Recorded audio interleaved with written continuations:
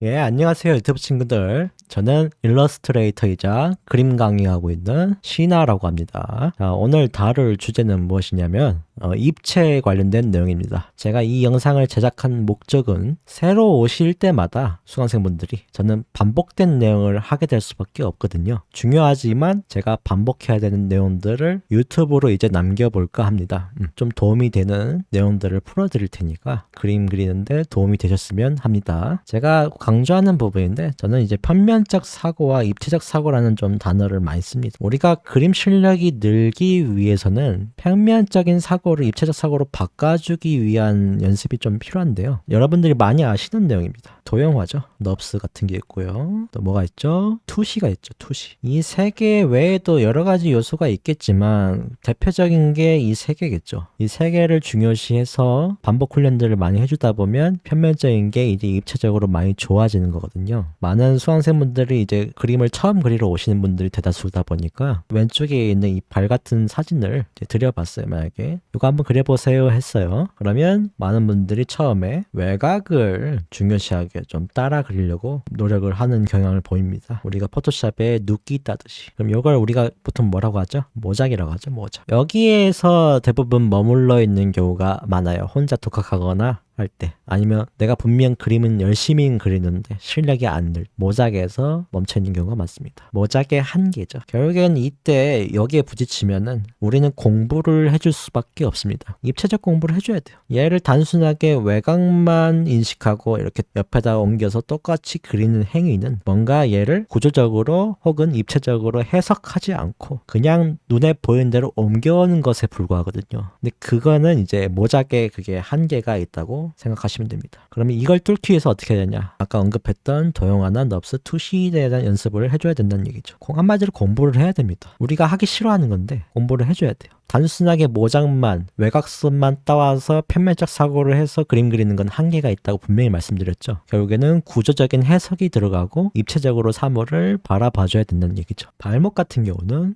원기둥으로 우리가 해석해 볼 수 있고요. 발 같은 경우는 발등이나 발의 옆면, 발가락에 잘린 단면 이런 것들을 봐서 이런 식으로 도형화를 우리가 해줄 수가 있는 것이죠. 여러분들이 입체로 드디어 느끼게 되는 것이죠. 여기 사이사이에 원기둥이 더 나와가지고 발가락이 나오고 뭐 이런 것들을 연습해가지고 여기다가 이제 복잡하고 부가적인 것들을 넣으면서 우리가 디테일을 표현을 해주는 거죠. 이런 입체적인 훈련을 통해 가지고 그림 실력이 향상이 됩니다. 근데 이거를 무시하고 그냥 이 외관만 생각하고 그냥 옮겨왔을 때는 실력 향상에 한계가 있다는 거죠. 이게 제가 수업하는 방식 중 가장 핵심적인 내용입니다. 결국에는 이 내용을 가지고 더 계속 뭔가 덧붙여서 설명하거나 복잡하게 표현하는 방법이라든가 그림 실력이 느는 과정 중 하나예요. 이런 도형화나 이런 거 통해 가지고 입체적 사고로 바꿔주는 훈련을 해주고 모작에서 벗어나줘야 됩니다. 편면적 사고에서 못 벗어나는 분들은 자료를 보고는 잘 그리는데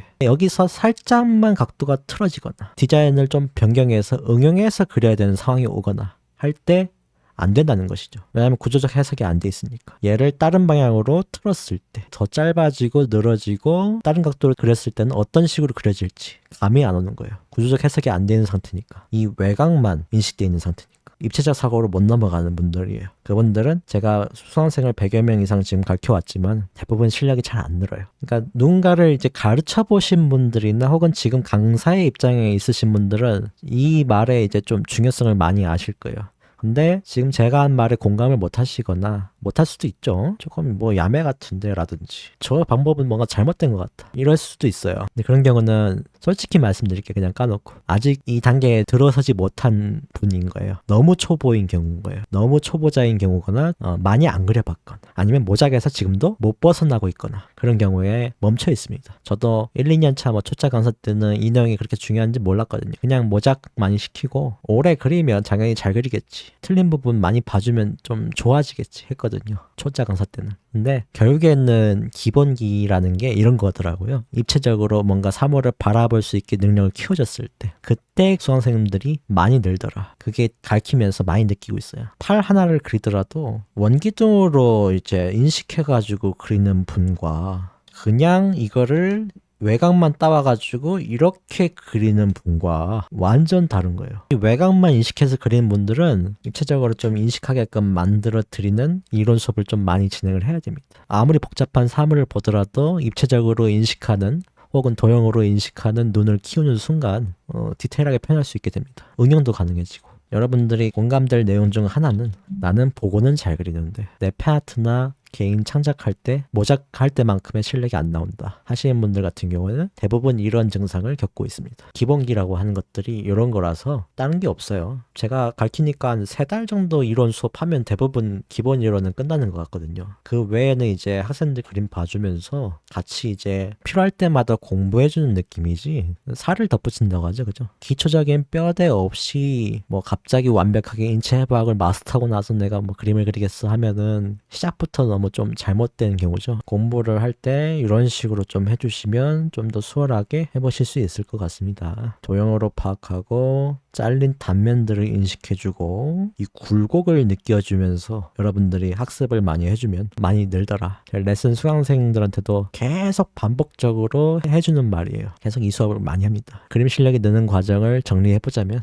외곽선을 그리고 모작하듯이 그리고 생각 없이 전 생각 없이 그린다고 표현합니다. 좀 직설적이지만 생각 없이 그리면은 이제 표면적 사고에서 못 벗어나는 것이다. 그림 실력이 안 는다. 그거를 도형화, 투시, 넙스 등의 입체적인 훈련을 통해서 입체적 사고로 바꿔주고 사물을 더하고 붙이고 빼고 하면서 훈련을 좀 많이 해주시면은 응용력이 늘어나서 결국에는 이제 창작까지 도달하게 되더라.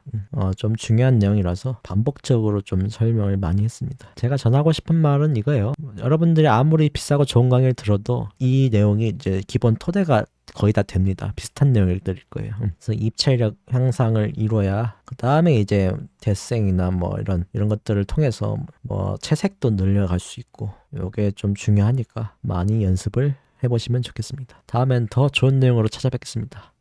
유바.